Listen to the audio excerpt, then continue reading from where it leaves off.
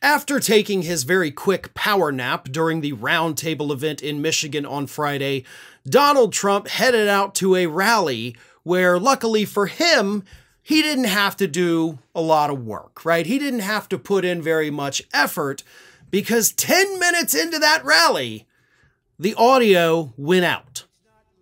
And because the audio went out and stayed out for a long time, Donald Trump was forced to just wander around that stage, not saying a word, for 17 straight minutes. So think about that. Picture 17 minutes in your mind. You're at a venue. You're surrounded by people who also love Donald Trump. You can't wait to hear him speak. He needs the opportunity because it's Michigan, which he definitely needs to win and likely will not win. And instead, he's just wandering around a stage for 17 minutes. You're looking at your watch. You're playing games on your phone, thinking, what the hell am I doing with my life? And the worst part for the rally attendees is that the audio cut out on a cliffhanger. Donald Trump was trying to tell these people what he thinks the most beautiful word is. And unfortunately, we never found out because Donald Trump said, quote, "To me, the most beautiful word in the dictionary, it's not love, it's not respect, it's..." And then the audio cut out. We don't get to know what the most beautiful word in the dictionary is. Was it insurrection? Was it misinformation? Was it con artist? I don't know. We will never know, I guess, what Donald Trump's favorite, most beautiful word is because the audio cut out. So as he's walking around on stage like a weirdo for 17 minutes, which, by the way, if that ever happened to Biden, every newspaper in this country would be running front page stories on it for weeks. Nobody barely noticed that it happened to Donald Trump, however.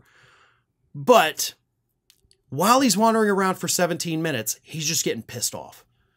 Like the whole time, the anger inside of him is brewing. So when they finally get the audio back on, he immediately says, "I won't pay the bill to this stupid company. If it goes out again, I'll sue the ass off that company." Which, okay, you cannot actually sue them for having technical difficulties. But let me tell you something. Through my work at a law firm, twice a year, we put on major conferences out in Las Vegas. And I have been part of the setup crew for those conferences. I was for many, many years. And let me tell you, before anybody gets up on stage, before anybody comes into the room, do you know what's happening?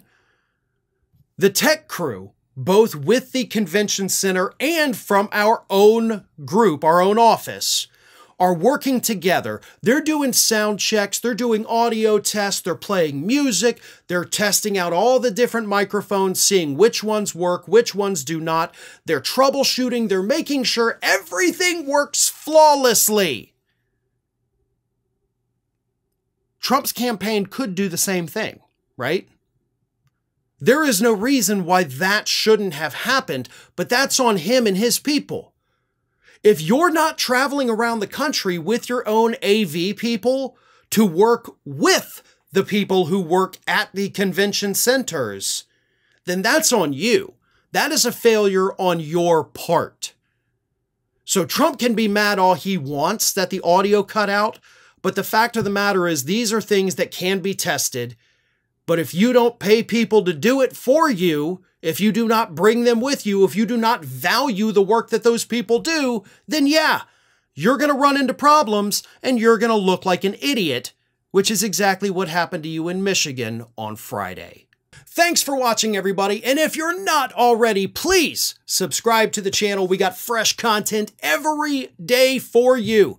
And if you want to follow us across social media, make sure you check out all of the social links that we have posted in the description of this video.